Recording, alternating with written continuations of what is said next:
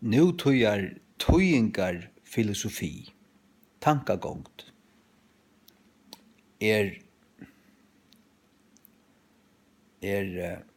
altså nu tås vi Bibelna. Nu tøyingar tankagångt fullkomliga avgodlig, fullständiga. Det som du lærer her i skolen, det kallar seg Wycliffe Bible Translators. Wycliffe kallar seg etter Wycliffe, hugsa der. Her som reformationsbranden. Nå tar halda til at tekstur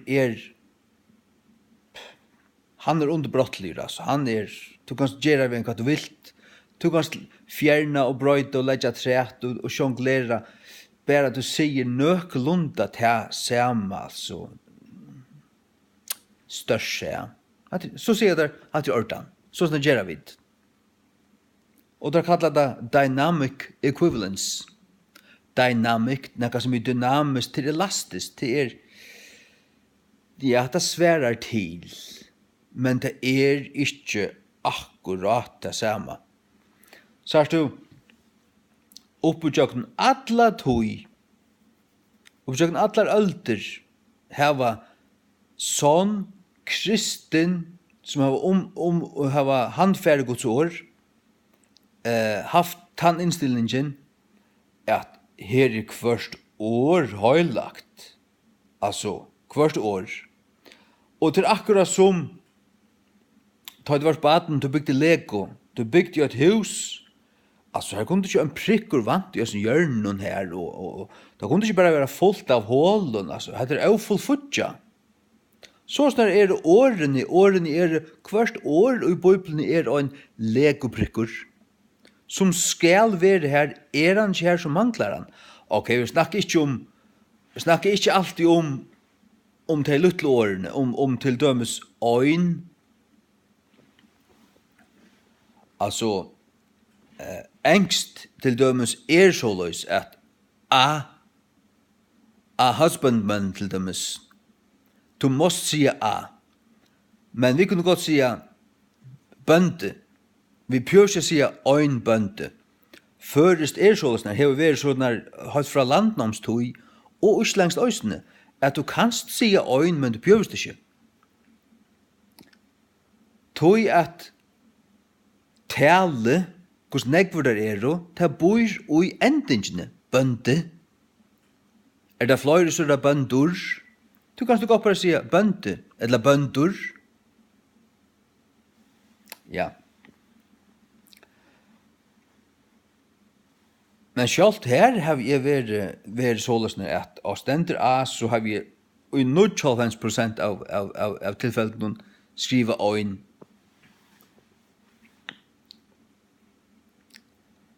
Men nu börjar det suttje at her kommer til farger, at man har slett ikke respekt for årene. Man har ikke respekt for årene.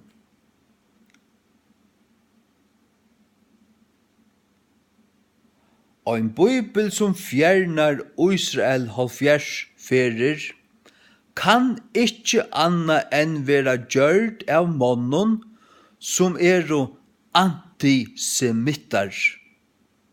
Elskavdar Israel hadde viring for Guds falske og Guds land i Israel, så hadde der ikke fjerna Israel. Og ta i det grunderleg som han stidler seg av og tøyer. Oansett om man kører Israel inn etter helten av ferien, så det stadigvæk et antisemittisk, satanist lort av en bibel, og kan omgående være noe annet. Jeg skal garantere at her fullt av øren antisemittiskun og antikristelion og sataniskun tingene i her, som folk bare så bladøgt fyrjas. Det åpner det bare lesa bare. Bisper bladstemplet her, før skal bibelfellet, som folk kanskje ikke øyer, de har bladstemplet her, altså alle så flott og fine og fitte prestander her, og nå får det hæs og falskene at Gjeva sitt vimmæle, visa sitt ansikt, alt så fitt og så ikke. Han og hon og dutt, og et reivrent satanist reiva gass av noe bibel. Det var det der. Her man ikke hever virring for Guds åren. Hatt en Lego-bygninger her du bare hever bygd vi øren for en prytje. Hatt det et puslespill som vi kan ska 4000 prikkon. Her man utlett i 500. Ja, hatt det største. At det bare en bibel. Ja, gode som nøyer, han fyrtjever okken. Nei, ja, men essensen nøyen, come on. Og så har du et ånga respekt for det. Tog som okkara øynaste myndelhøyde. Og tog som god sier at fjerna du år, så skal han teka tun part utur i høyla stegi, Jerusalem, og tog navn utur Lufsens bøk. Så alvorligt det at pilka av bøyblina.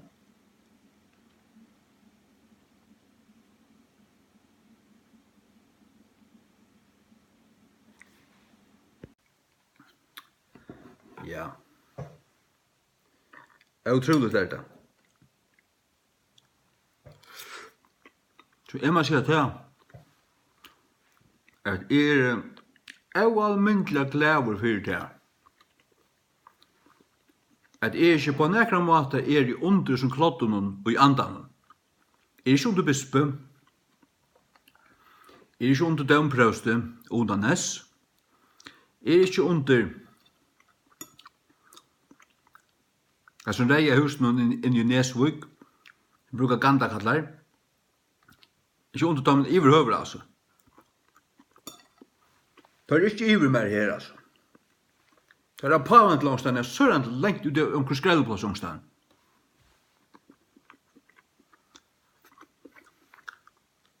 Råkner fullstendiga hjernadegar, hjertadegar og starblindar.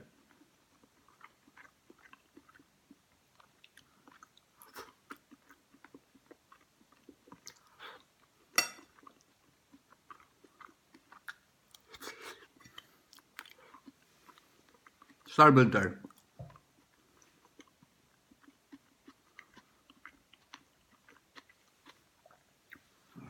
Ja. Så nu jeg av almindelig glad for det at jeg har ordentlig grunntarlig.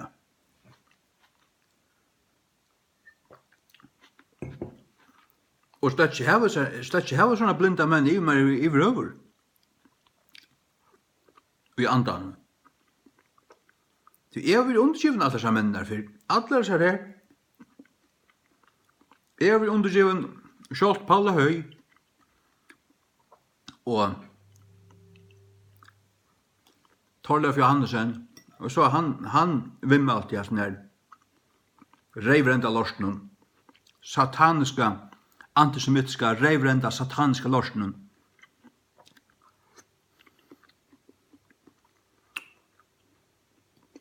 Alt vi en smulde. Man så gav tryggvinn. Bare det kallas av bøybel, så skal man da være bøybel. Ja, men versen i her.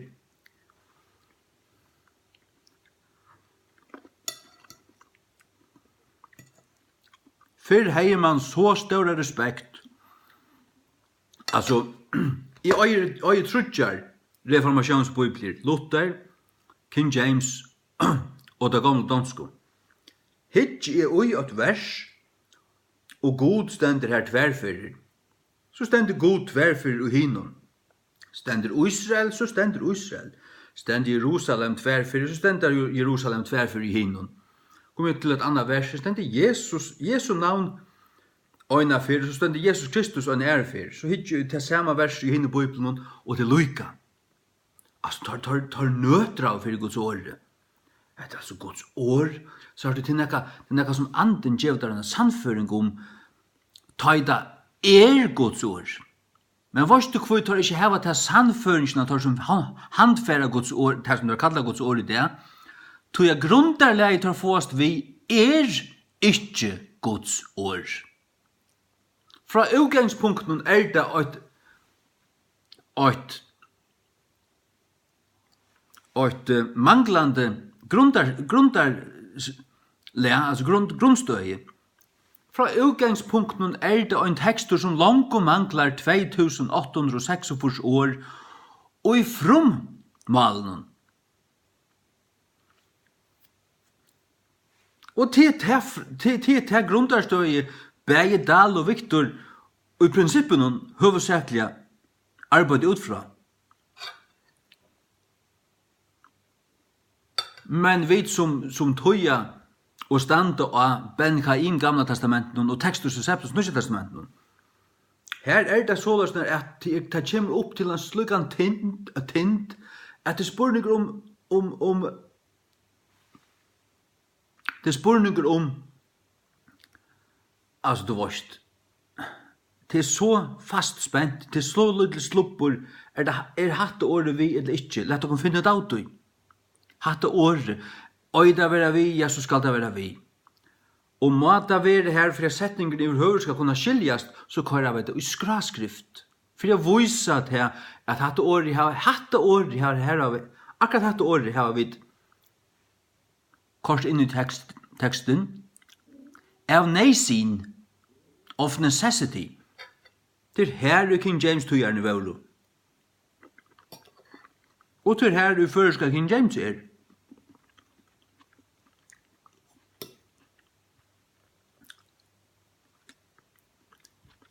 Jeg så trøttur ut det at jeg har sitt i pakka alt vikskifter. Nå lever vi alt. Kamera og gangen pakk full av Bibelen til at for å bøyde ut ta i veggre for rabattene.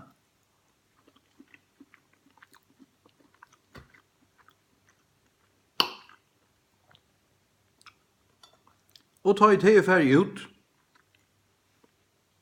så det 90.600 bibler langt farne ut.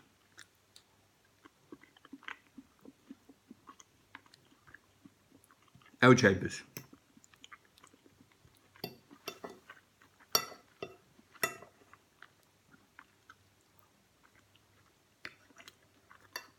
Öll han til Guds aløyna.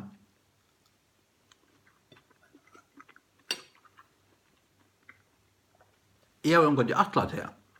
Jeg atla omgått til at jeg skulle få så høyt rævlig at jeg skulle være til hvert land i husen. Nei, hvert hus i landet. Hvert hus. Så ta jeg så trøytter. Jeg har rattlesen nå også nå. Og gjør rattingar. Og jeg arbeider faktisk atla tøyna. Jeg blir trøtt i høtten, så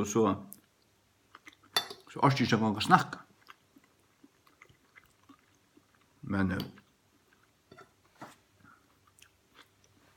så skal man til arbeid, så er det ikke skjønner.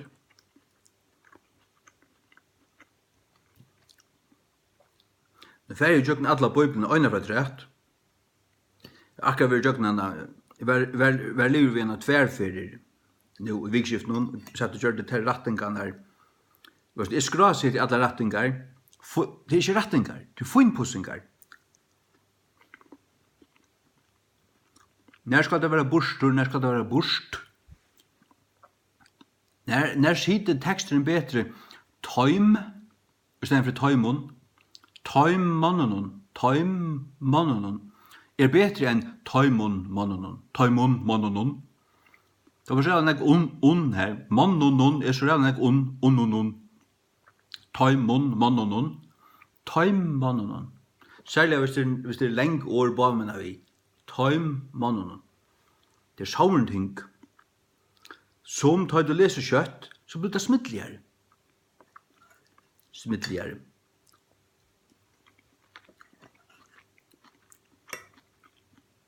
Jeg skulle ha sitte og rattlese nå i iPaden, og så skriver jeg nyer vimersingar. Så fer jeg jøkken der, og så gjør jeg det her som jeg halte. Til æreprenting som verur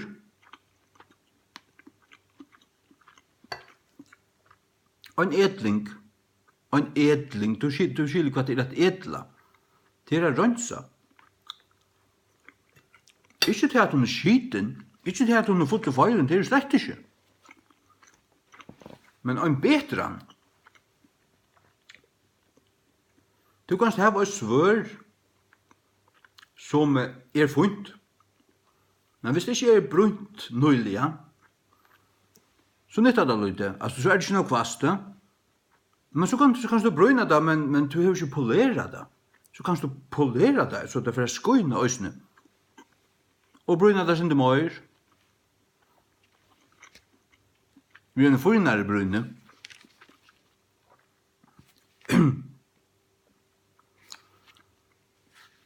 Jeg synes ikke sånn her på første King James, at hun akkurat som en standmynd, som en myndhaggare gjør. Sjående kan du gjøre en grova standmynd og bare til atleggen og så, hun skal bare være så. Men du byrjar, og du gjør ta stør og ta høyla, men her er det noen detaljer her, og hvis du vil gjøre en ordentlig snøgga, og fullfutja, ja, så kan du arbeide videre og møyra, og møyra, og møyra, og møyra, og møyra. Du kan faktisk arbeide og på et ting dobbelt sånn jeg som du pjøvdest. Og til at den søytene helten, hon, ja, men altså, nu ber det av som du gjør det, fullstendig, altså. Hver at møte, at ville sagt, ja, nu er det liver. Glöm det nu, Det var det som folk satt med i februar 12. Ja, nu er det liver. Hva var det gjerne nu? Jeg sier, liver at høya? Ja. Hva var det gjerne nu? Hva har vi gjort siden 12? 5 år nu? Fimpussa.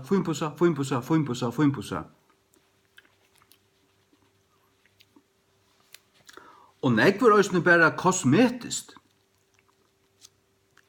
Kosmetisk, altså, åradøylingar. Man dølte akkurat hatt året her, man var nødt til det, men så ser man, tar man hikker i bøtjene, og her er et vers som godt kan krøsta sammen, så løser hatta verset opp. Og så vil det åradøylingarna i hesten verset noen frujare, ikke så krøst. Ja, så gjør man det.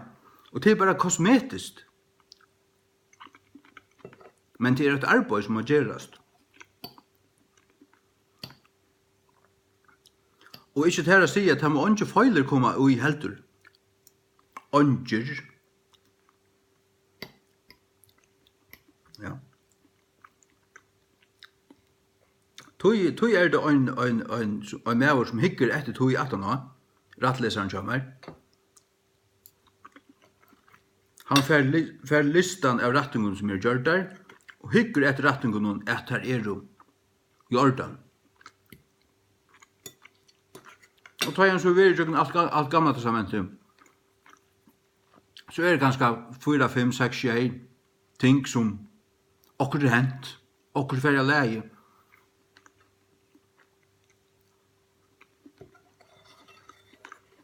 Ja.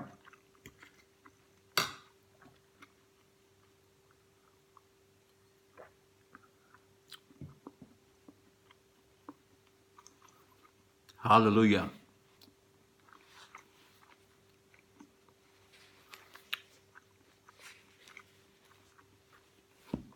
Det er det.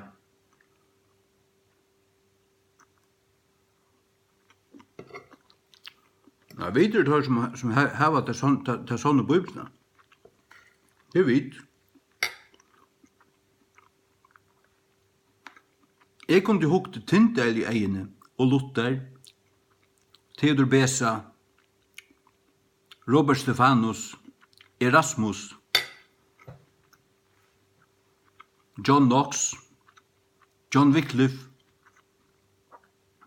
tidsi hånden av tøymen, og sitter sammen vi om rundt om bordet her, oppe i himmelen. Utan at norsk er skammast. Ikke skammast.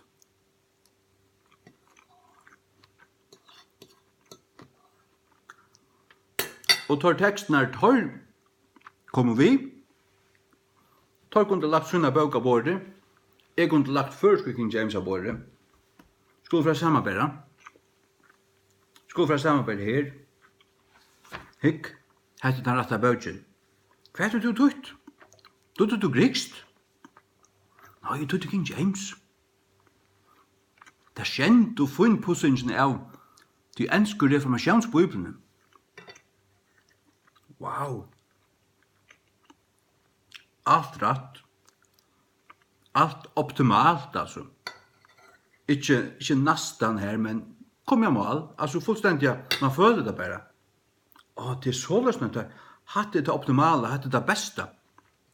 Det er den beste lesehotteren i hverjen verset. Og en mål du kan lese, hoksa der til. Pyrst anka leksikon, pyrst ikke strongs og veins, eller nekka som helst. Pyrst bare at du har lesa, og tog med lesa. Så jeg ferdig i jøkken bøyblene nå for 3-4 for brentingar.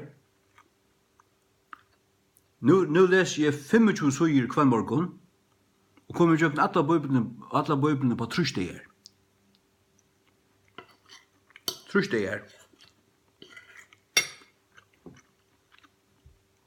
Så vi begynner i gjøre morgen, jeg har langt å lise 3 søyer. Det er ikke reip. Hva er det om det? Det er ikke bare en gav en tøyma. Jeg forteller det der bare.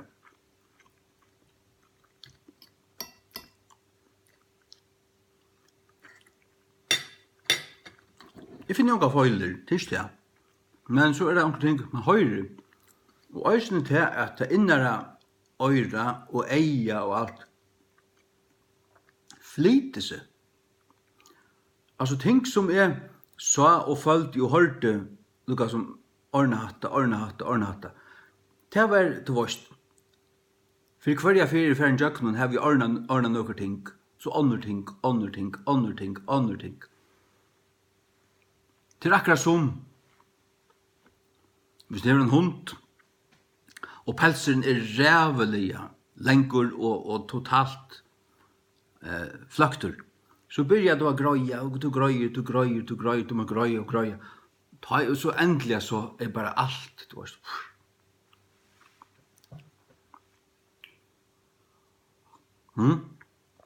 Det er det som mener vi.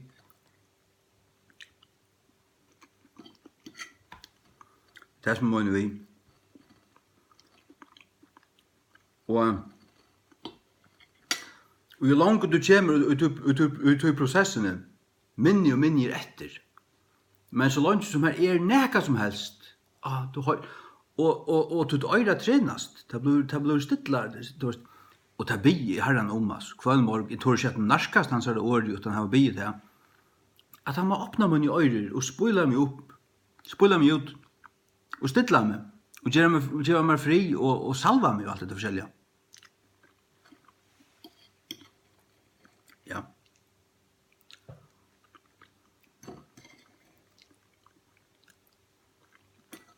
Og så hører man, og så får man høre det bedre, og man hører det best da man leser kjøtt. Hvis du leser sånt, så det så det nesten lukket mye hos det. Men hvis du leser kjøtt og føler til at det klumpar i, så det klumpar i. Hvis du ikke kan lese det kjøtt uten at må stekka hva stender det, du klarer ikke å lese det, eller du klarer ikke å bære det fram, eller det torrførst å bære fram, torrførst å sige. Så må du hitje på at det nekka du kan gjøre ved at stitte et år, tøym til tøym, burst til burst,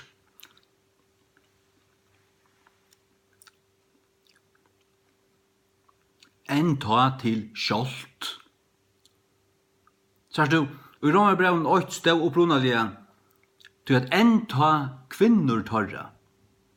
Nå stendur til at skjolt torra kvinnor, skjolt torra kvinnor. Skjolt, even det samme som enn ta, men det også skjolt. Skjolt hetta, enn ta hetta. Det samme. Altså akkurat det samme. Det har plutselig ikke spyrir nekkan om. Jeg har mot egna hødd, altså. Det håper jeg du har løsning.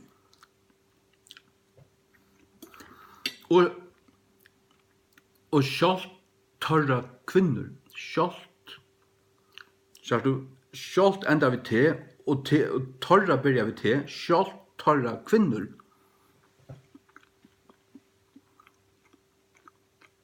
Så har vi arbeidt vi året av fylgjum. Ting som kunne standa så, eller så. Tarra kvinner, kvinner tarra. Bum, bum, bum. År Guds, Guds år. Vittnesbord Jesu, Jesu vittnesbord. Og ätfinnarna kommer att säga att här är det så snäck var 100 bröjtingar. Alltså här är inte lojka. Alltså han hickar efter bröjtingar nu.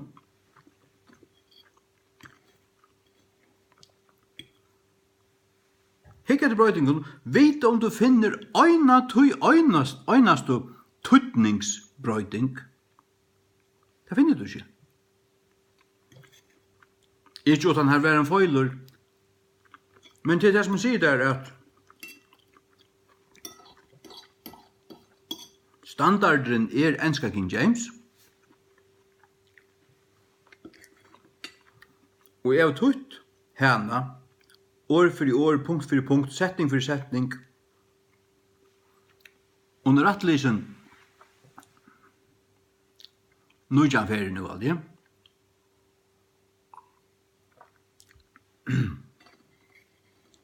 Jag hade 20 ferie för halv vi nu. Och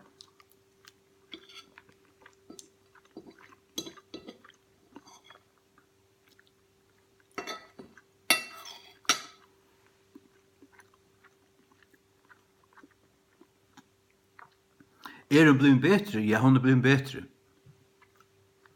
Hon är blivit bättre. Än vad hon var i 2012. Nej, bättre. Men så har du foinpåsangarna och bröjtingarna och att det var nekvara börja vi, men det blev färre.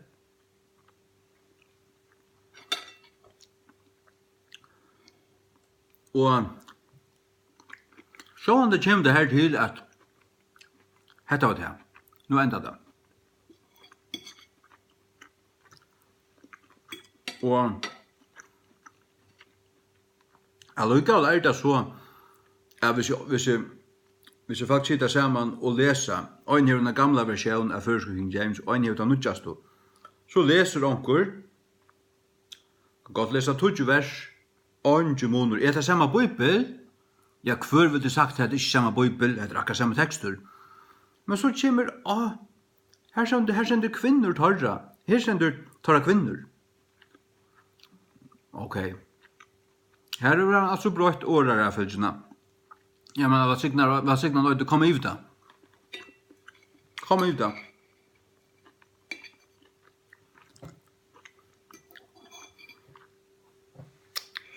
Og hver bøk stender så vi haksta myndelaga. Men til nødjast da. Foinpussing, kløynekværet hui, sjå han det her.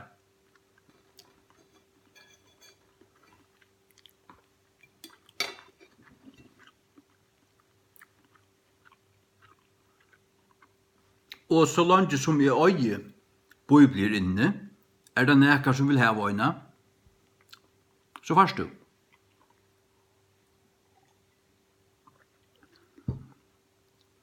Onkel folk har vi her vidtja med og be en bøybel til. Jeg spyrir hvordan det var? 5? 2 av seg 5. Ja, nå tror jeg, og jeg var fra her fra Danmark, her 4. Han får nere vid 5 til sina brøver og familjen. Og jeg vil ikke tidsi en kroner fra nøkron. Ikke en gang sendingar kostna. Ikke fra øynene. Ja, men kvitt her. Tog at jeg gjev et avvist til Guds. Og det stender så av en konto. Og her flyr driver. Her er god ronka nei. Altså kontoen til førske King James er ronka nei. Ronka nei. Til det altså, du vet. Til det. Ja. Så, og 3 kvar måneder, så flyter de en røyvelige gave. Avvisten her. Ta det for opp om et avvist tal. Så flyter de en gave.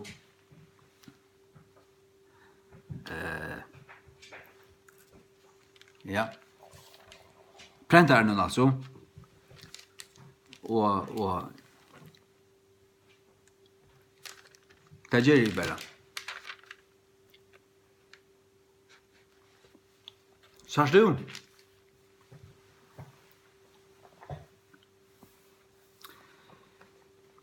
Jeg har vært, altså jeg har gynnst til pinsamøynjøyder og karismatiske møynjøyder, her som de tåsa negv om at djeva og djeva, og du er følte nøytan at djeva. Og det er snakk om tudgjent og ditten og datten, og jeg rønte til, og gav, tror at jeg følte meg nøytan. Jeg gav av tvingsle. Og skrei i skrevene. Bøkstavlig skrei i skrevene.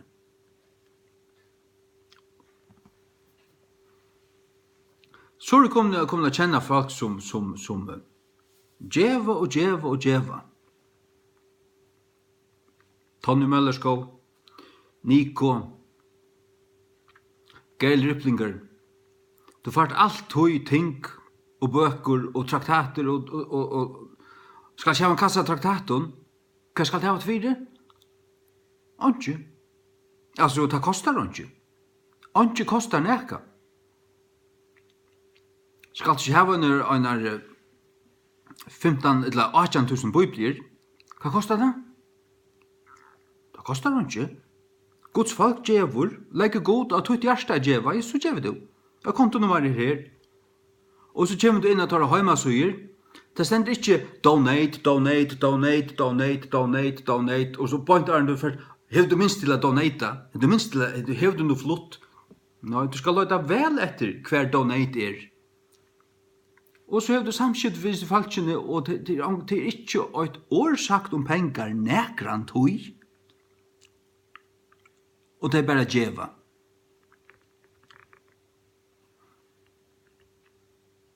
Og det er kommet her av vidja med Bei Nico og Charles, som samskipar prentingen her ivre.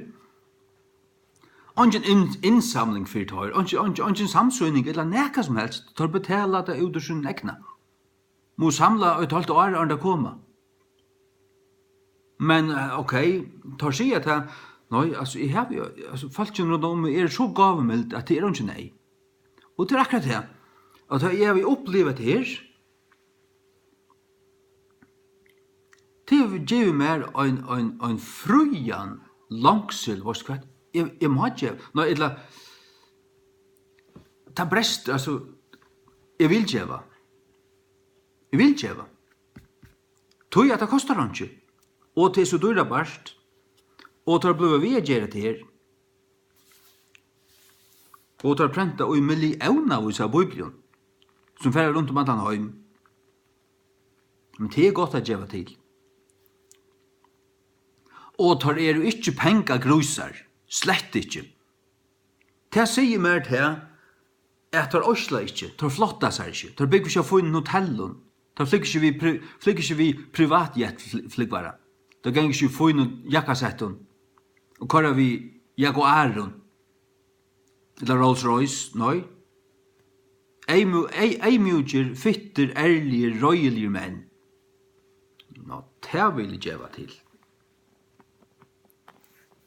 Ja. Så har vi det her altså. Men hva kostar først King James? Ja, han kostar så ikke. Han kostar ikke.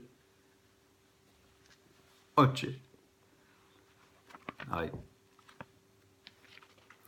Det så bara det, ja. Nu nevnte jeg Tyndale, Guds martyr for jeg tog Guds år. Det er vært en høyre slipper sitte sammen med hånden oppe i himmelen. Det er vært en høyre, ja.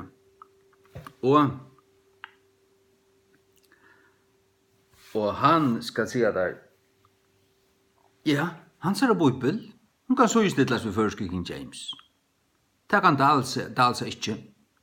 Hun kan ikke så i snittlast ved Bibelna eller Nødja Testamentet til Tyndale. Heller ikke Victor sa. Det kan han altså ikke.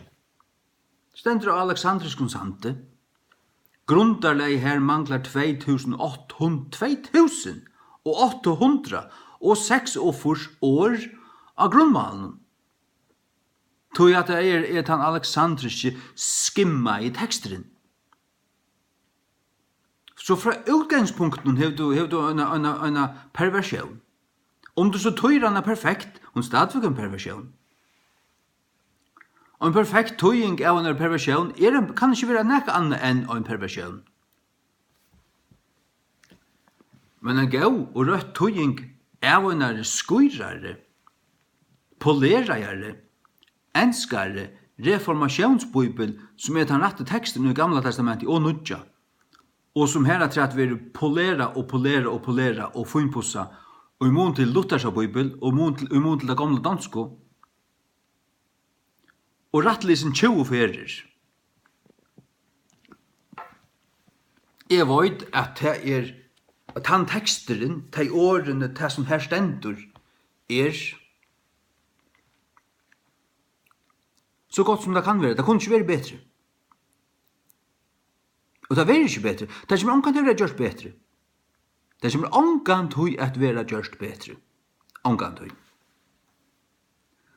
Og det tåler for at ikke høyre. For det vil jeg kalle svekker. Jeg vet hvor svekker det er ikke jeg. Og Tyndale, ja.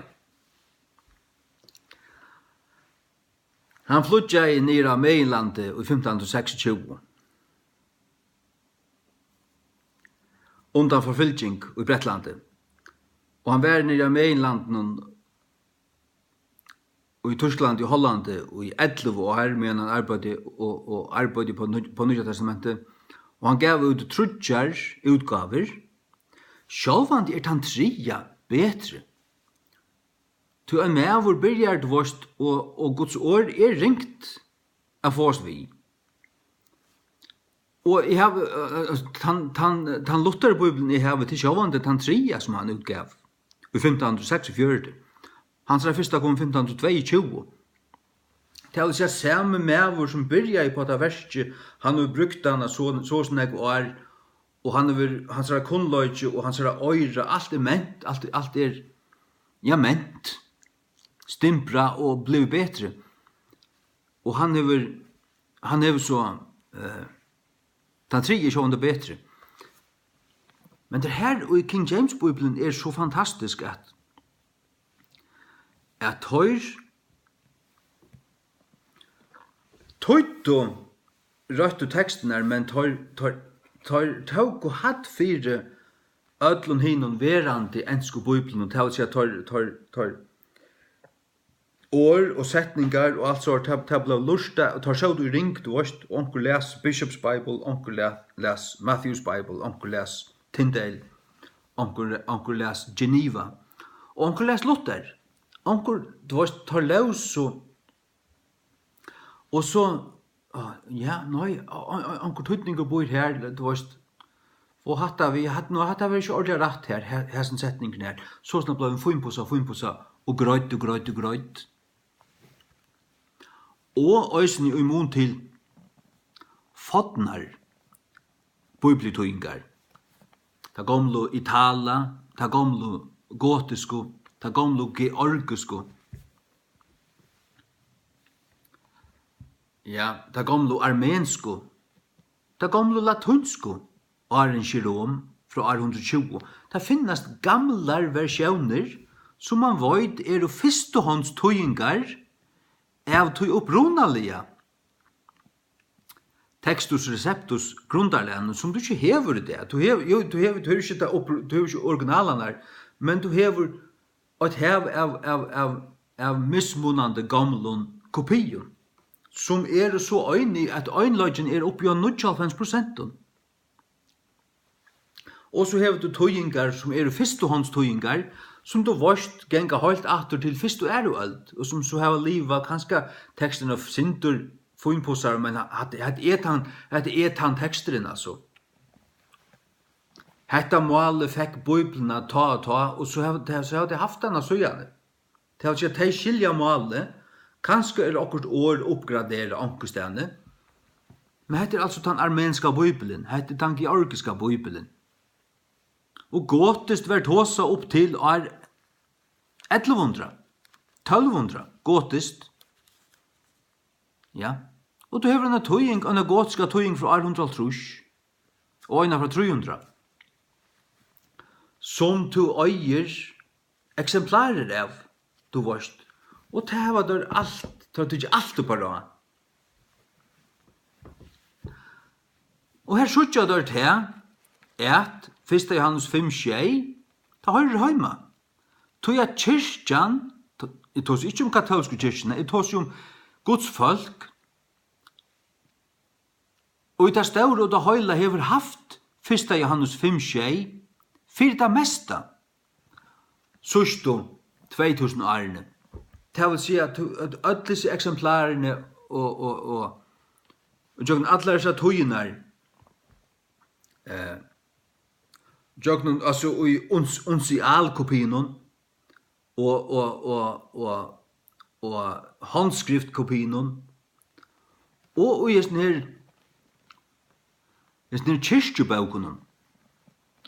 Det finnes fullt av gamlun og i til gresk-ortodoxe kyrkjen og øren kyrkjen finnes lestrarbøker og æra bøker du varst. Gamlar. Her som dagsens tekstur stendur. Du varst.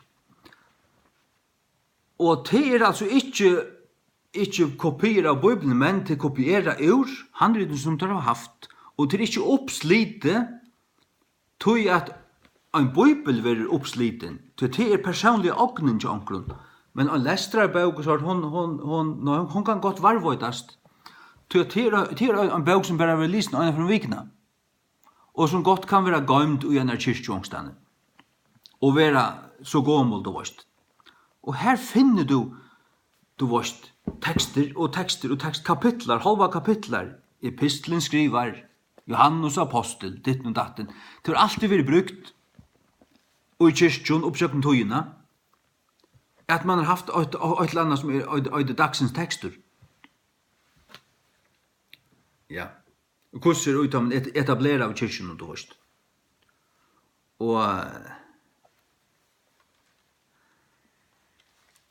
Og så tar det og tann vittnesborden øysene vi.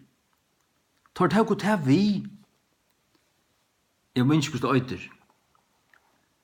Jo, altså kyrkjo og et eller annet. Jeg leser bøker.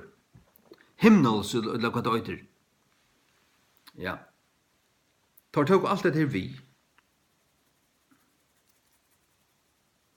Ja. Og det som kyrkjofedraner, aløydande kyrkjofedrar skriva av, to øye skriftene til tøymon, to øye torra år, som heva torra skriva, og så det de kopiene kom ned til okkara. Og så skriva der til vårt Ireneus var øyn, han levde om år 200, og forskjellige ærer tar skriva ting, og tar skriva ting som Johannes apostel sier, ans og Johannes apostel sier, og så siterer der 1. Johannes 5:6. Det gjør det der. Og det gonger lengt atter. Lengt atter om, altså, eldste komplette kopiene som der har i det, som Sinaiticus, Vaticanus og Alexandrinus. Så du tar stilla seg blindt inn i trimon varvøyton så gamle kopion som du finner. Og tar slett ikke hatt for tog at det fra de mest korrupta stenene av hjørnet og i frumkirkene, som var Alexandria.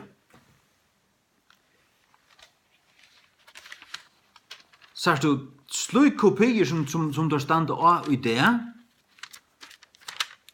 vreka i kyrkjan under reformasjonene, og kyrkjan åren til.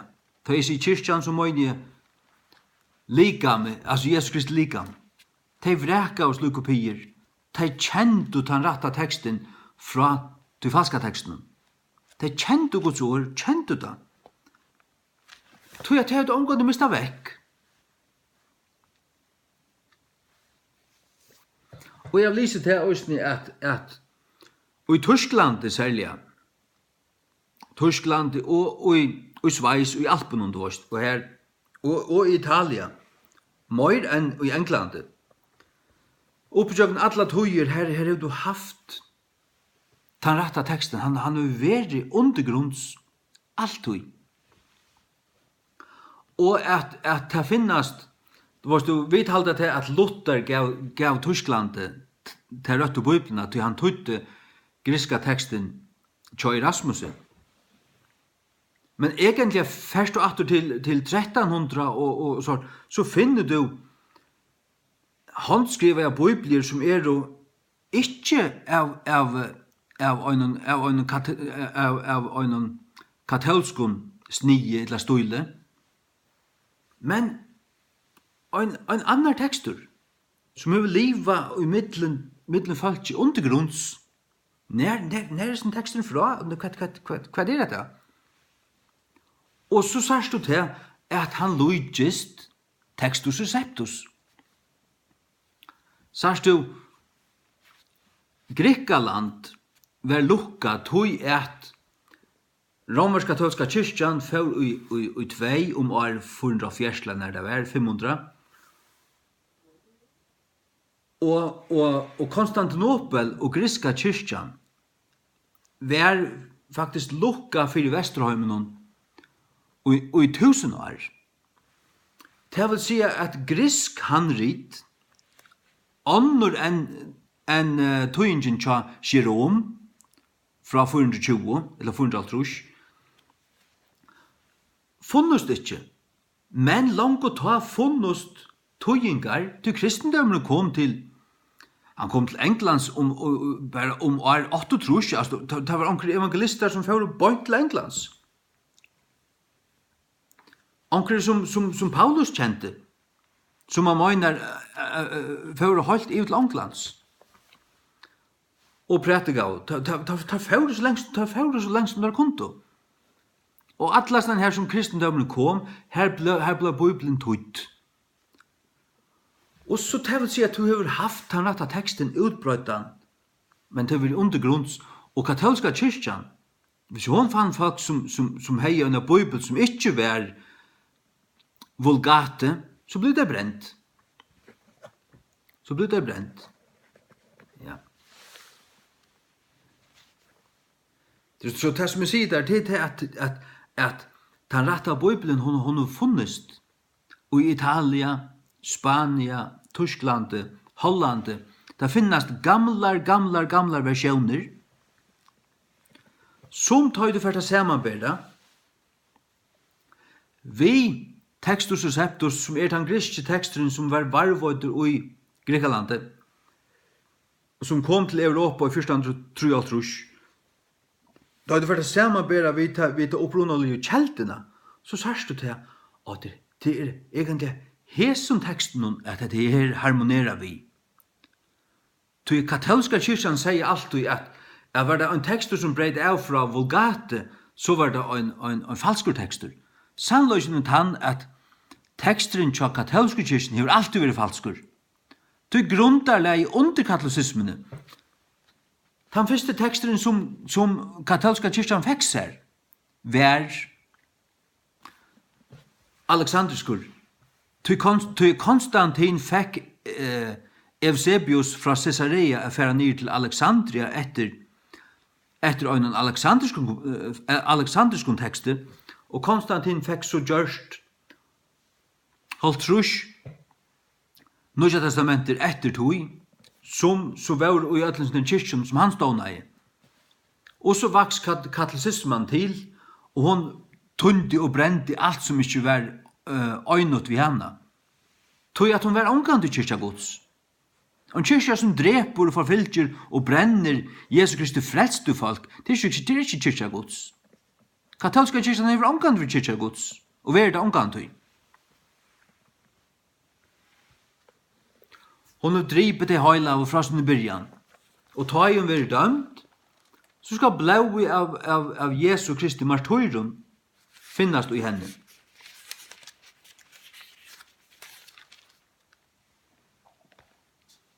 Ja. Åpenberingen 16.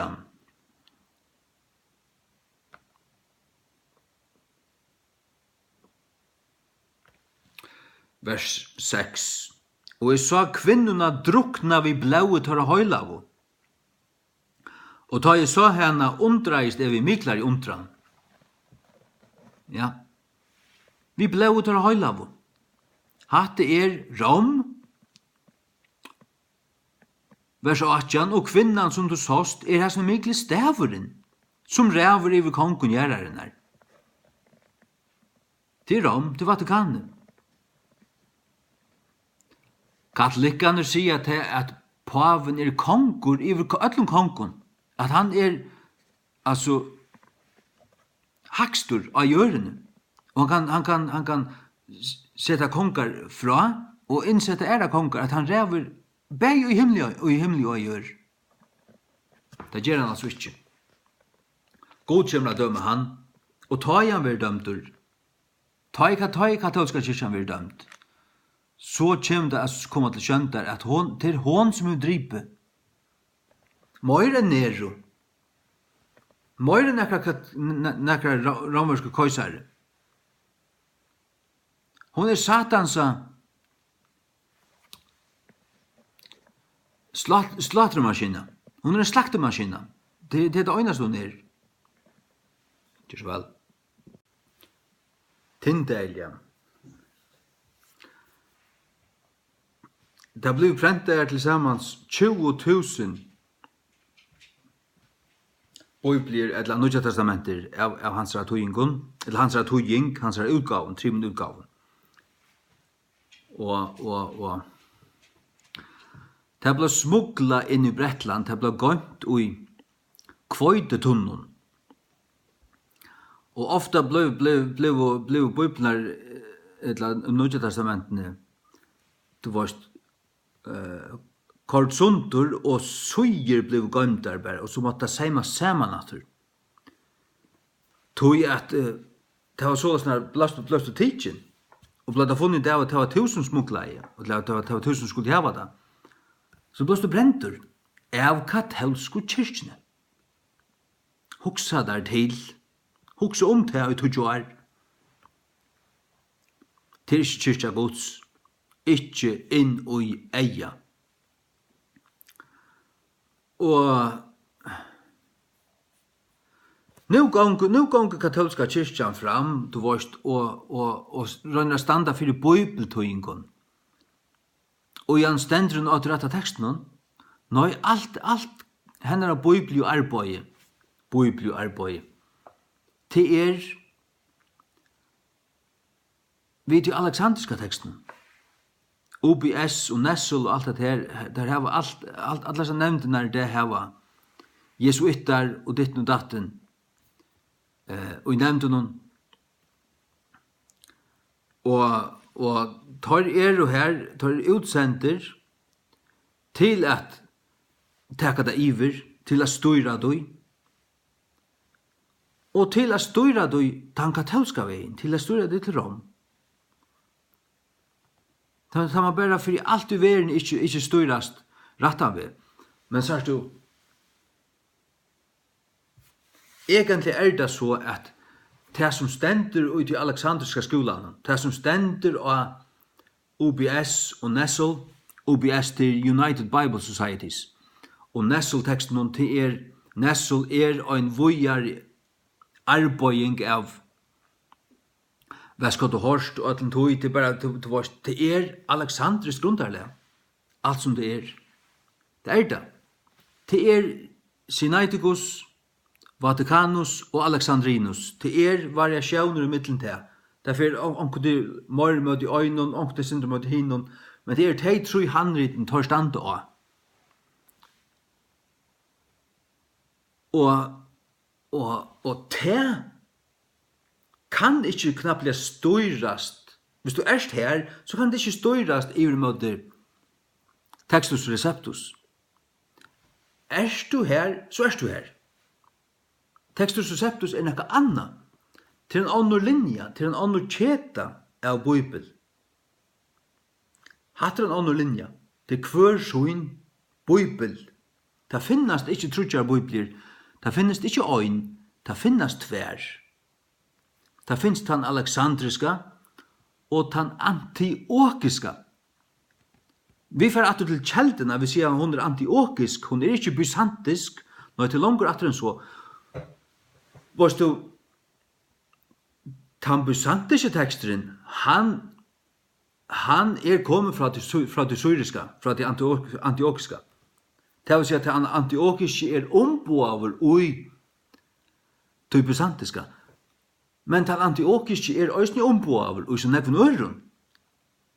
Tog det at Textus Receptus mennene, eller reformatørene, får ikke bare atterlig grikst, det får atterlig grikst den rette griska teksten.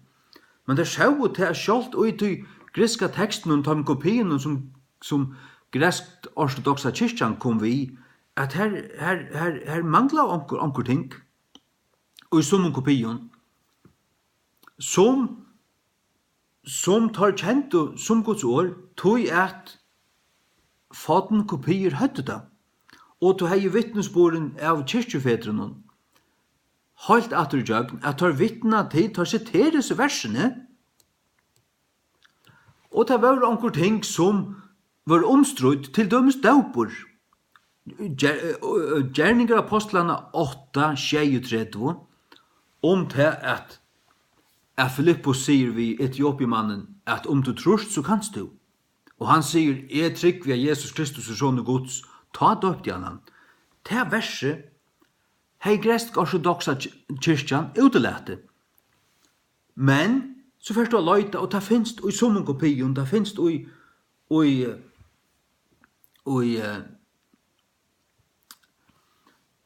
gamlun, røyne kopien av øremalen, og det finnes i siteringen, det finnes i kyrkjebauken, det finnes i salmabauken, lestrabauken, her i teksten siterer, vel varvøyten teksten, og det alt til samans vittnar om det, hva skal dette øyre være her? Og man skiler vel hvor grest ortodoxa kyrkjan ikke 12. verset.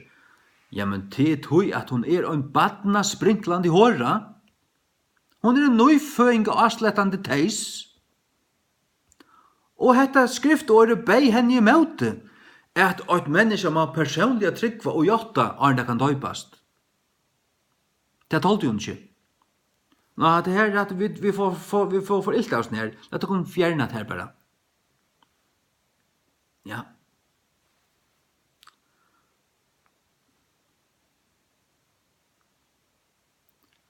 Det samme gjør det vi 1. Johannes 5:6. Og tog det bare 8 eller 9 foten komplett eller kopier av griskon som her var 1. Johannes 5:6 vi og i teksten. Men vi vet at det har røyme her. Tog at du har vittnesborer og siteringer av du som færa lengt atter til eldste kopiene som man i det stender av. Man har siteringer og, siteringer, skriftlige siteringer, fløyre. Her der citerar 1. Johannes 5:6 og der sier, du vet, at som det østen stendt skriva, det som Johannes sier, at det tar i trudger som ber av vittnesbord i himne, fægeren året og halvdje anden, og hese trudger 8. Ta øy du holdt atter til 120 trus, fløyre kyrkjefedrar. Og du hykker etter ötlun vittnesboren av Guds åre som holdt av gjørende, du hykker etter holdene, og du sarst. Kyrkjan har alltid haft det her. Ta i sig kyrkjan, så det lika med at de frelst du. Lika med at de frelst du. Og ter fått no tyske bibelnar, og fått no hollandske bibelnar, handskriva og som du finner eldre enn Luthersa bibel, ter hava 1. Johannes 5:6 vi. Det var der. Den gamla Itala, den gamla latinska, disse gamla bibelnar høyde da vi. Og alle disse bibelnar leis strå som voksen opp etter. Ett strå her, ett strå her, ett strå her. Og til og det fatnar tøyingar. Og du varst. Og du finner det her. Så god til å lagt tar til at takka det vi. At det høyre høy mer. Det høyre høy mer. Og vi som så elskar Guds ord mer enn alt han gjør. Vi sørger til at Johannes apostel, som har skrivet Johannes evangelium, han har skrivet Johannes brøvene, og han har skrivet oppenberingsene. Han byrja sitt evangelium vi, og i fyrsten var året. Året var så godt, året var godt. Alt ting var skapt av honom.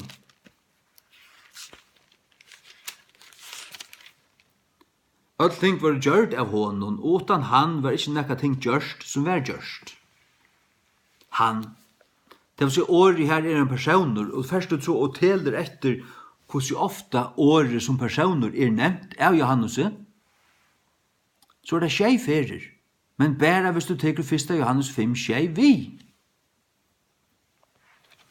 Og det for okkon nok. Her fettler 5 år. Hatta slær 12 tomma seimen fast. Vi prøver ikke å spyrja nekka. Du kallar det doktor og et eller annet, tjukka briller, har under øyren, har under nøsene, og så er det ut som du har klikket over, og spiller som du varst som jeg, og tvattlar og annet. Vi har slett tøy til døgn. Vi har ikke tøy til døgn. Du vil trykva Guds vittnesbordet. Vi trykva Guds vittnesbordet. Det er nekka som Johannes tåsar om. Han tåsar om Guds vittnesbord. Og at Johannes var sendur, at Johannes døybaren var sendur at vittne om han, om Kristus og sånn nekka. Og her er træt, teker du Johannes brøv til i troi, logos, som er the word, eller åre, begge tar det i holdekomne åre, men også ta skriva i åre. Innanfor Johannes brøv, kommer 4 skjeiferer ui Johannes brøven. Tan frasan, logos, the word. Så her har vi det attor. Begge og i ødlom som Johannes skriver, hvordan ofte året som personer som 4 skjeiferer, og innanfor Johannes brøv, hvordan ofte året, Guds år, eller året som holdt, året kommer 4 til skjei. Det en annan skjeimur. Ja, det avgrått. For okkon det bare avgrått. Vi diskuterer ikke. Jeg vil ikke diskutere Guds ord vi nekran. Tog at altså, vi narskast ikke Guds ord som vysendafalk. Vysendafalk. Vi narskast Guds ord som tryggvande. Vi kjenner det, vi føler det anden, og jeg kan bera på vittnesbord, men det er ikke bare det, vi da også vite, altså, tingene som jeg nevner, det er så øynfølt og banal, og jeg har nevnt dette så ofte, for meg er det simpelt den så dørabarst, og det slår atlan Iva fullstendig ut, 1. Johannes 5:6 en pastor av Guds åre. Mangla det så det avfull futja. Så falla tingene fra tjei, nira 6, og det kan Satan skøyna seg vi. Jeg sier det omgantene ofta.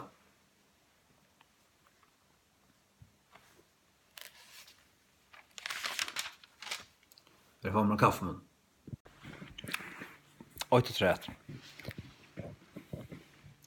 Det har ikke folk som hoksa som så. Ja, men du dur ikke tøya, du hever bæra gjørst det så nøyaktigt som man kan.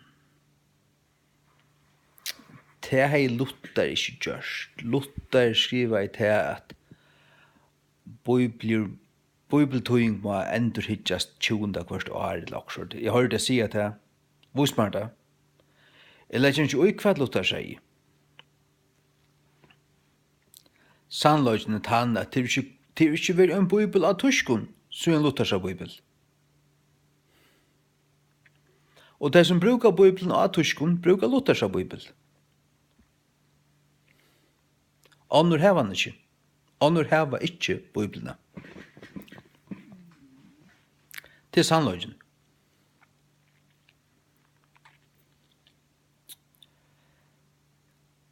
God hevda sålasen her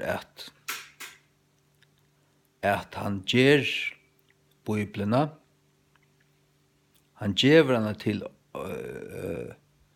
et folk, og han ger det hovedsakelig øynafyr. Og Bibelen er det som bindur og myndar målet. Engst vær så løys at det var alla tøyna, det rørte seg alla tøyna, det var så austabilt, det var som et aukyrst hev inntil 1611.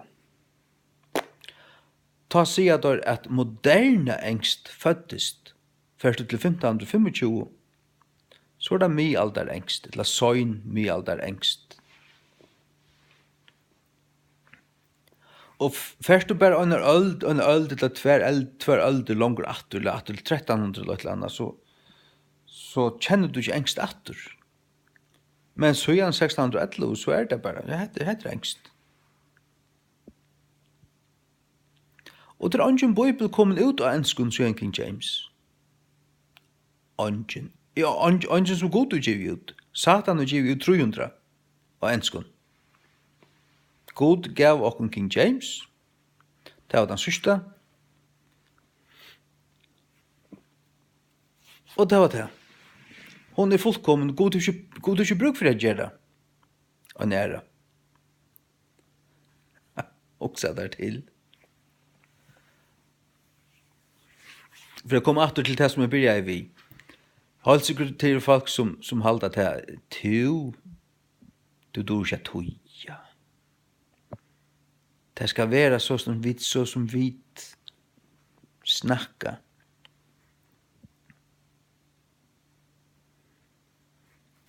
King James-bibelen er ikke som ønskemenn snakka. De snakka jo ikke så da han kom ut heldur. Det kan godt være at Luther hei onkra slukka tankagång at han ville gjøre bibelene falskslia. Det var ikke han gjør det. Jeg har hørt at det er fra Negvundkjelden, tryggvjasen her.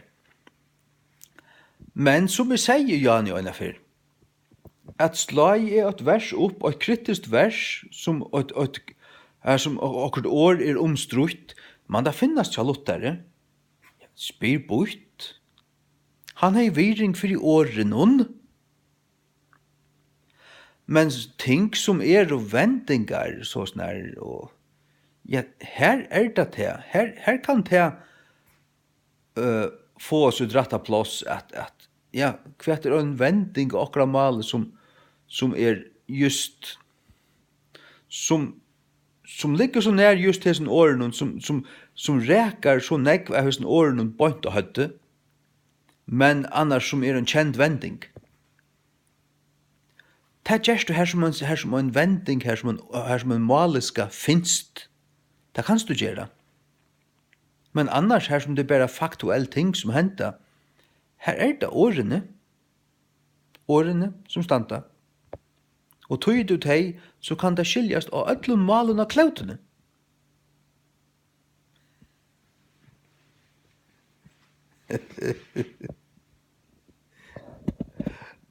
Sjolten var ganske snedut av de aller fleste.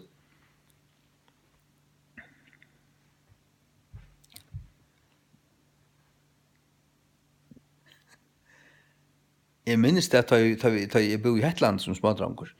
Jack for å bo i seg Little Baptist-kyrkjen her Lervik, der av hverjen hjørne.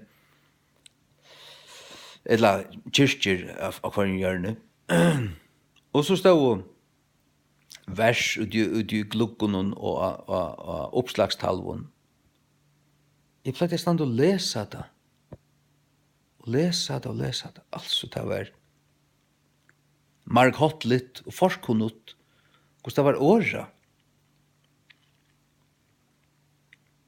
Det var så under King James. Alla møgnjøyder i engsttalande heimen som nekka skiler og i bruka King James. Øysten ta, og det gjør der enn. Det gjør der enn. Det er som har nekka respekt for det gode.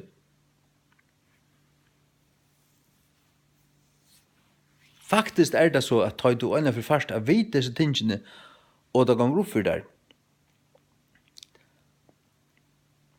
Du kanst ikke flyta det i striken atter. At flyta det i striken atter at avnokta sannløykan, og da kanst du ikke liva vid det sjålvun. Jeg ikke kunne gjøre det. Jeg ikke kunne liva vid meg sjålvun, utan at skåre meg sjålvun i hals. Jeg hatar meg, jeg har haft anstikt for meg. Du nødder å liva vid til sannføringen. Og okkara sannføringar ikke innbildningar, det er ikke luftkasteller. Det hever bøyn under seg. Det er bøyn under seg.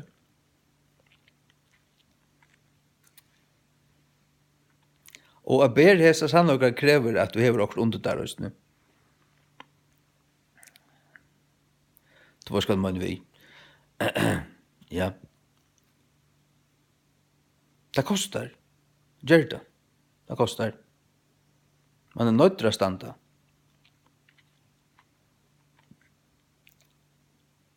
Evan sa man over alt landet vissar, eller alt landet imot seg. Det lukka mykje.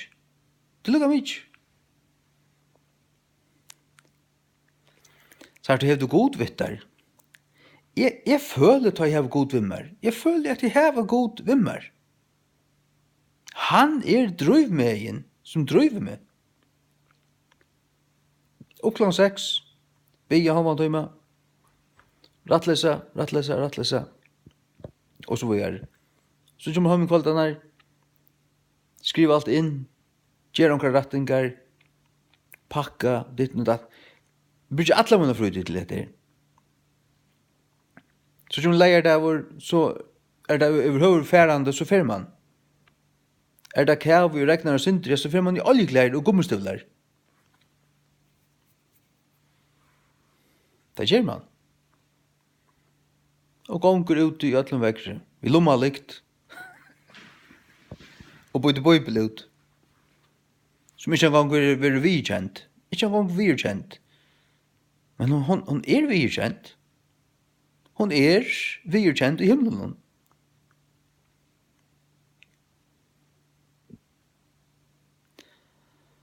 Altså, det bør til å kjenne godt. Jeg forteller deg at jeg kjenner han. Jeg forteller deg at han bor i meg. Det bør til å vite ting. Hette vet du. Prekva det. Kanskje prekva det? Nei, det kan ikke. Jeg stand ikke en trygg som man vitenskapelig har prekvast først ikke prikk. Så det ikke trygg. Men jeg har skile på tingene. Jeg vet at det her var et sammenheng, men det kviler ikke at høy. Det kviler at høy at god til givet sitt år, til at det her, det er det som kom til dere, fra de røyne støvene, av de røyne kjeltene, og solda og sortera og prenta for nekvun öldum siden just hva det skulle være og hva det ikke.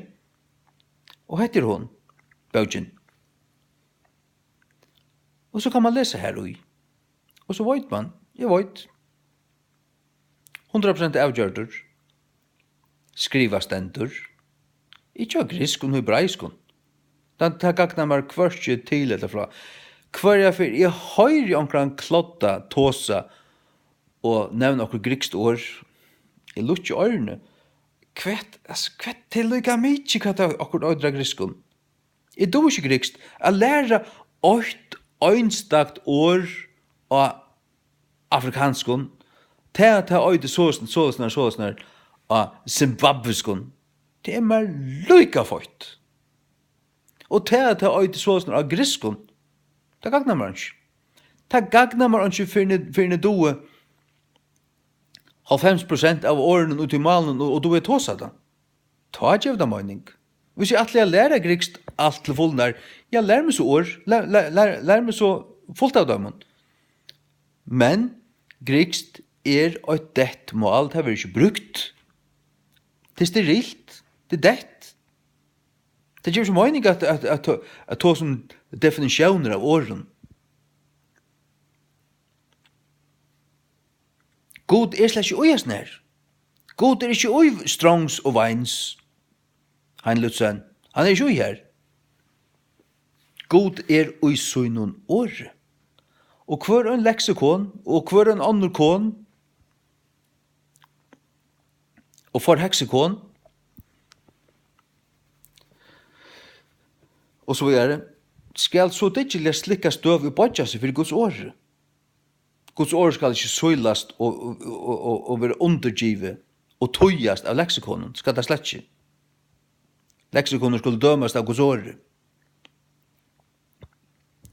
Og Guds ord dømer langt åra strøy, enda lest strøy år. Ta dømer god. Paulus dømer det. Han ber Timotheus halda seg bort fra tøy. Sommer kommer inn og tar vilja bare skapa strøy attartøl og år, strøy år.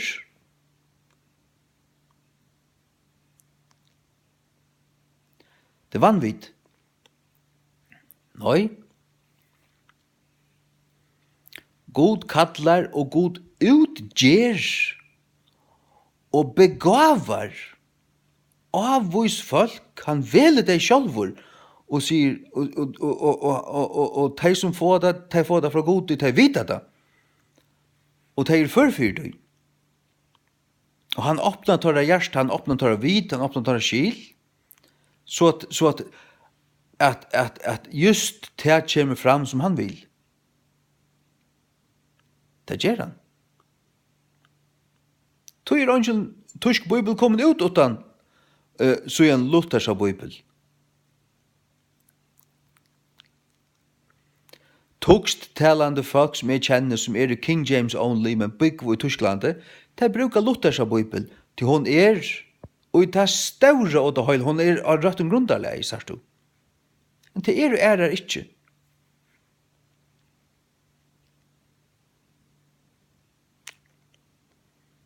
Det er den rette bibelen, selv om her jeg vet om ankra feiler igjen. Tar viktig å kunne kanskje teljes det i håndene. Men kvart, du hikker jo bibelen så det viktig, det kan ikke teljes det i håndene. Det kan ikke teljes det tatt noen helter. Det kan nå ikke teljes det av høtten noen, hvordan det var du over. Det er simpelthen, det er slett ikke samme bøygen, altså. Det kan slett ikke brukast. Du sier som jeg sier til Janne, at du kanst ikke styra til Alexandrus skutene, og så skal hon knappt bare komme iver med det til Antiochisko.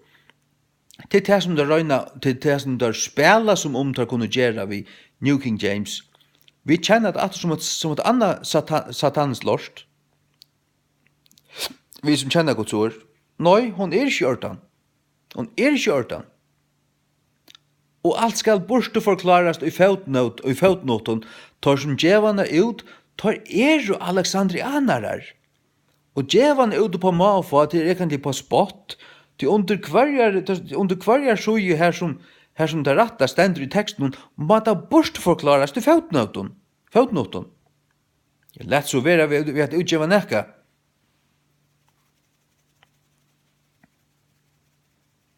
Sart du tar heva et darwinistiskt tankasett. Tar halda til at Bibelen evolvera. Og tar løyte etter the missing link. Jeg måtte sagt neandertalmannen. Han sier det jeg har funnet, men det har det slett ikke. Alt det her, så bøynen du snakker om, til grusa bøyne og alt mulig vatt. Og menneska bøyne fra mennesken som bare har vært deg i alt år. Det finner at det her så at blamper i tonnen og alt mulig sånn. Ja.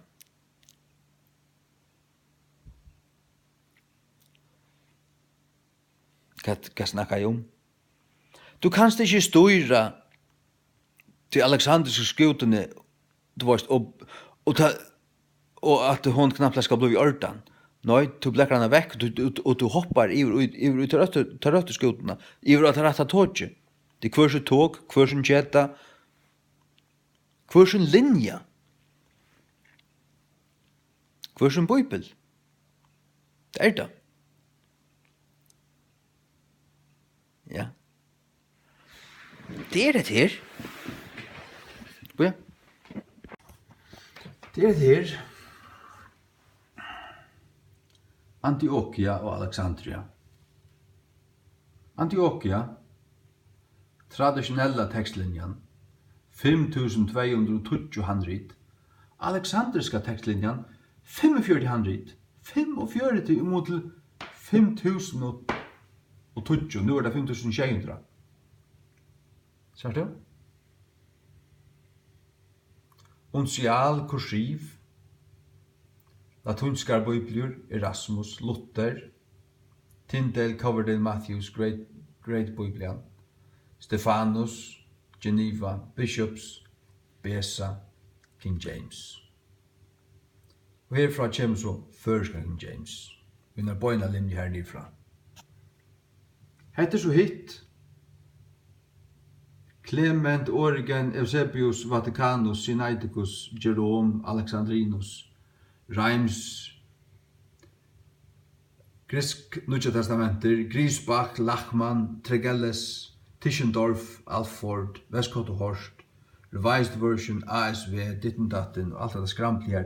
Under her kan du skriva Victor og Dahl og Nutja Sottmalen. Da har du røy med her. Hatt en linja, hatt en annen linja. Under her kommer først King James. Hun filters ned. Altså ned til alt. Ned til minsta stavkrauk. Og det finnes kristne bøkhandler i Førjun. Kallar seg det i alle føren. Heldur du nekkar av dem, det finnes två gusser. Heldur du tar av kontakta med og ja, du gjør bøypene, du skal ikke bare ha et lager her under båren, og kanskje få en halv trus fra der, så hvis onker kommer inn og byr om henne, først King James, så kan du få henne. Heldur du tar av by om det. Det har holdt seg ikke på meg. Holdt seg ikke på meg. Ikke ordentlig. Altså folk behandlar meg som en annan person så jeg börjar på det her. De behandlar meg som om jeg er spedalskur. Jeg så ikke på tar som om tar er spedalskur. Jeg vet at tar det en ta. Spedalskur. Fotler og spedalskur sjuko. fotler i penga gyrnt.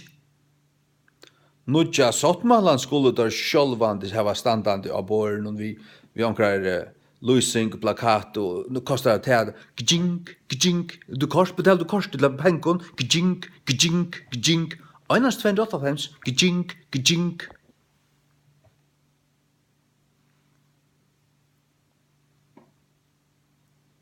Hatt det.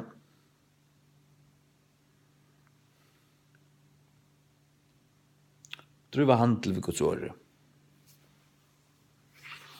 Driva handel vi spiltun versjonen. Vi perversjonen. Versjonerna som kommer ut at han av King James er jo perversjoner. Og King James er ikke en versjon. Vi som er King James Bibel tryggvande, vi nokta kalla King James en versjon. Vi sier King James er Bibelen.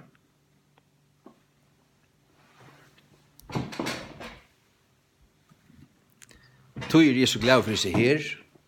Det stender bare Holy Bible, det stender ikke King James Version. Det stender ikke King James Version.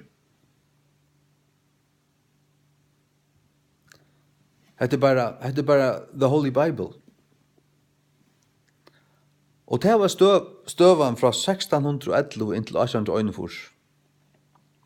Eller 1844. Da kom ASV ut. RSV. Da kom RSV ut. Ikke for en ta før man tog som King James Version. Og det var det bare The Bible. The Bible. Og knappar 400 alder var det bare The Bible.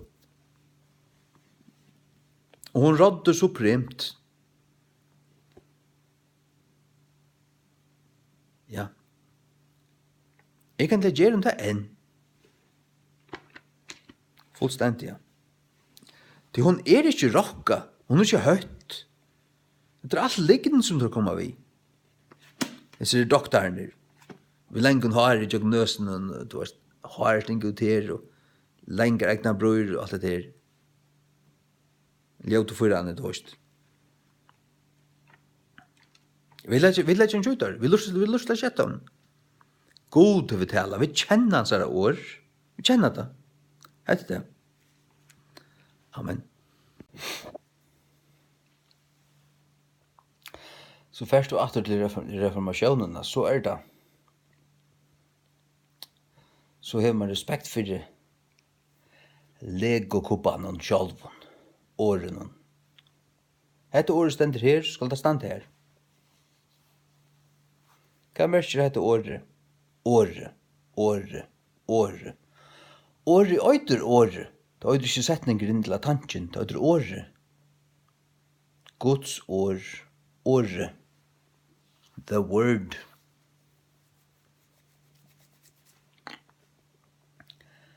Og stender god, så stender god. Er det Herren, så er det Herren. Er det Jesus, så er det Jesus. Er det han, så er det han. Er det hån, så er det hån.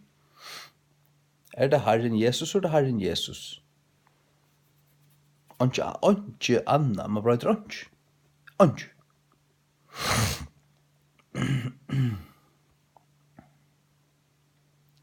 Og man finner en tøydning som er så nær tøy som man tøyer.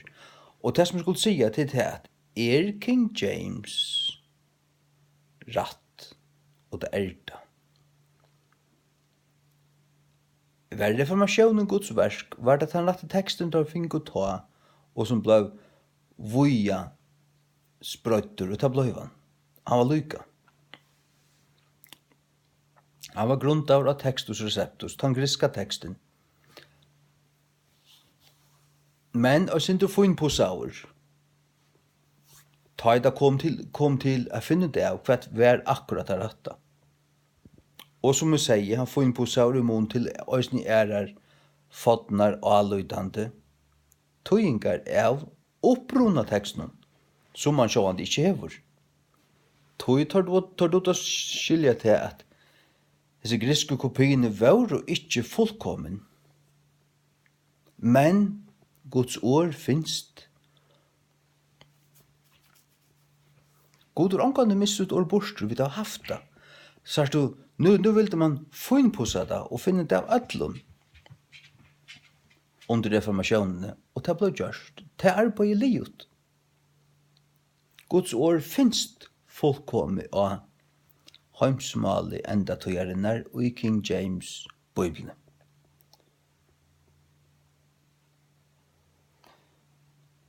Og det årene, og det som årene standa 95,5 eller 0,6% i Luthersa Bibel og danske kong Kristiansen satte Bibelen. Og Gudbrands Bibelen fra 1544 og ditten datten, atlens forskjellige.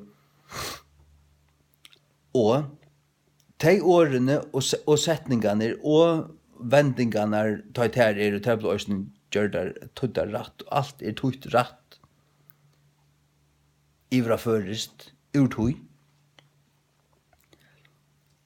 Så pjørs du ikke å være vissende med over, eller nekka klauk og fyrir til å vite at ja, men så det kommet, altså.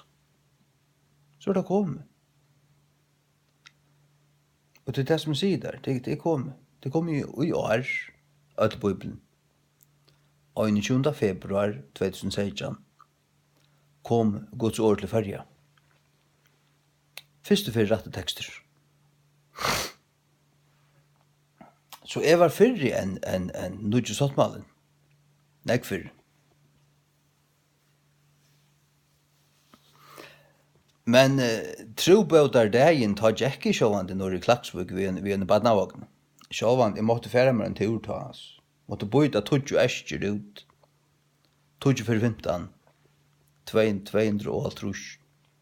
Et eller annet, 100 trus mann, 100 trus hus i Klaksvøk måtte sjåvande få sjåvande trobøter dagen, det bare kjenner til. Ja.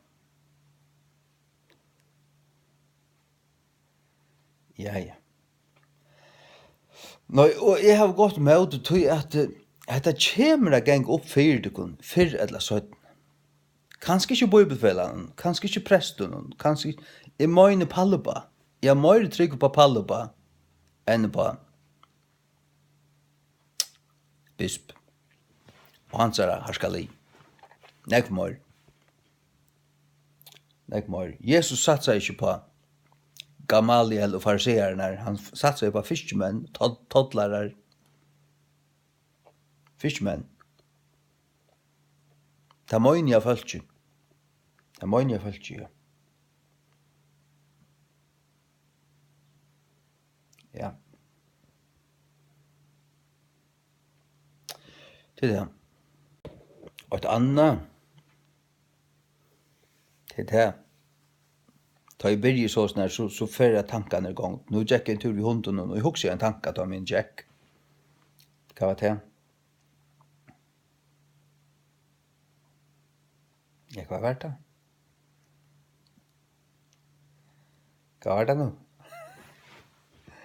Det var en god tanke jeg fikk, ja. Hva ble han av? Jeg tenkte jo Arne, jeg har funnet henne. Ja. Han var for å komme. Da må rønne som tenner med en i hukse. Hver det var. Hva var det nå? Hva var det nå, ja.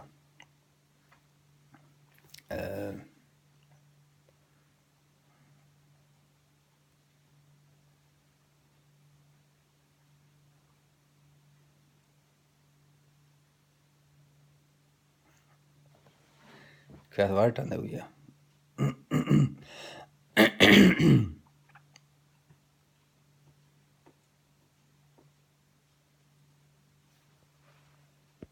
Sjåvande. Hikk.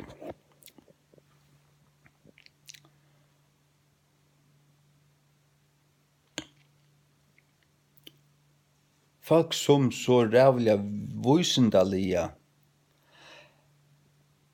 sørst du, ut fra en darwinistiskare, vi en darwinistisk skola. Ta i sig skola som en tanka genji. du varst, vi er så rævlig klok. Vi skulle nok finna fram til hva Guds ord øyne for være, altså. Jeg tror jeg går med handrit, altså, det her, ja. Og det er godt nok fra fjord og øld. Og så løyta vi, det gjør vi utgave ut at utgave. Når det kommer til utgave 29 av nestelteksten.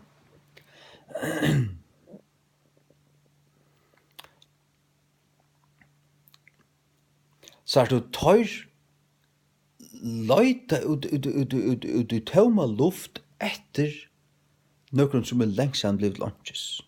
Opprunna handritten er lengst til å slett ikke være til under 15 alder. Og tar kommer ångan til å finne det. Tar kommer ångan til å mal. Tar slåa ut i tøma luft. Tar skjøt av leisakruttet.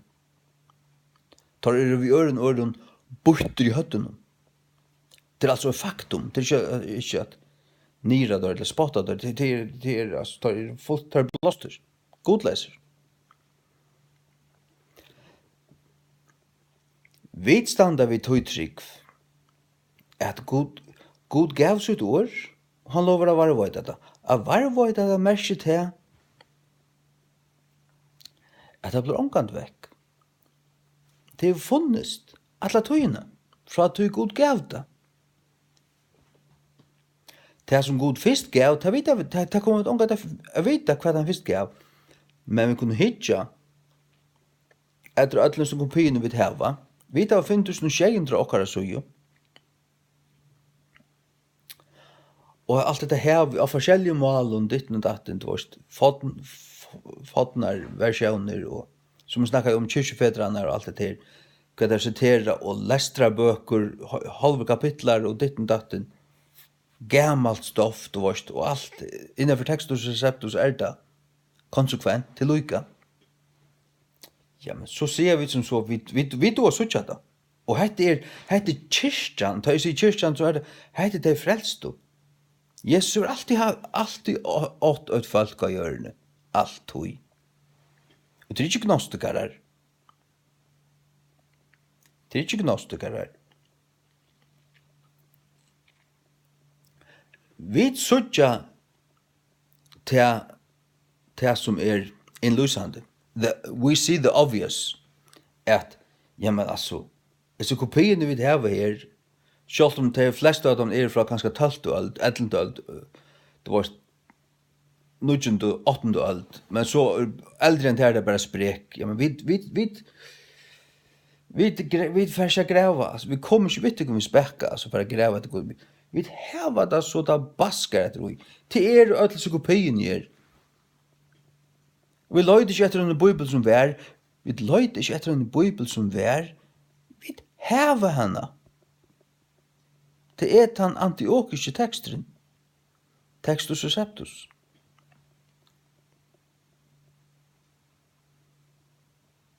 Vi har henne. Så vi får fri. Alt det her, at det er livet at her, altså. Da vi kom her til, og det er et troar sti.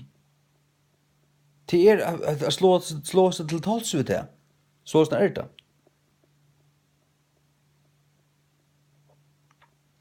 Men det kan her at rett forklarast og prekvast. Men omgang tog så fullfudja at det er simpelthen en laboratorisk rønda, som er bare, så at det kan bare alt kvile av vissent og fakta, Nei. Guds ord har ikke bruk for tog. Og God har ikke givet okken det på tammatan. Han har givet okken sitt ord, og vi må løyte at det er hans ord her som vi hava. Vi må bare løyte at tog at han lover å varvøyda sunne år ever fra hesiat. Salmertal 6-6, Matteus 4:25-32. Himmelen og jord skulle genge under, men årene som skulle ikke genge under. Og inntil himmelen og jord for genga, skal ein små stavur eller en stavkraukur av lauen ikke færast. Ikke en kroker, ikke den minste bøkstaver som en jota, den minste staveren. En stav kroker til en liten tuttel, en liten detalje, og den minste detaljen i en hebraisk bøkstav ikke blevet vekk. Hebraisk bøkstav. Og i tusen god utgivet, det varvått. Det det. Så annarkvart tror man gode, det gjør vit. Henne tryggva ikke gode. Henne tryggva vitenskapen og Darwin. Det det som jeg sier. Du har det darwinistisk tankasett. Og tar gråpa og tar ferdig til ned til Egyptalands vi spekka. Jeg greva til Guds år i sante. Og standa av herren og tja godsavnoktaren så som Grisbakk og Vestgått og Horst. Eugene Naida. Bart Ehrman. Alls godspottande av noktarar. Som altså, jeg orsker ikke lust etter dem. Her en sånn serie av dokumentarer om den første at A Candle in the Dark. En veldig filmer. Trudger en halvan timme lenger dokumentarer. Den første hvordan den rette Bibelen blivet, hvordan hun kom ned til okken. Om Tyndale og Wycliffe og martyrene og enda ved King James. Så igjen det vojar fra 611 og frametter, og nå den 3 filmene kommet. Jeg kjøpte den før. Jeg har ikke orsket å sitte hukt etter den fra begynnelsen til enda. Det så meningsløst at høre om Vestgått og Horst og alt det her svanset som gang fyrir, alt det økumeniske gasset som gang fyrir seg. Og i det. Og i okkara tog. Altså det jeg savner, og jeg ble tungur, jeg vil ikke høre det. Det så oppbyggende. Det gjør ånga trygg, det gjør han ikke. Gjør han ikke. Men til første filmen, Candle in the Dark, honen har jeg hukt etter, kvørst kvöld oi mannansvis. Då den åttan at. Han tror ikke han har en lenger, jeg visste hva neste personer for å si. Jeg kunne tåsa vi hva det satt opp. Tog at det var munch, altså simpelt den fra början til enda. Fantastiske filmer. Og sannur, styrkjande. Gupp, dupp.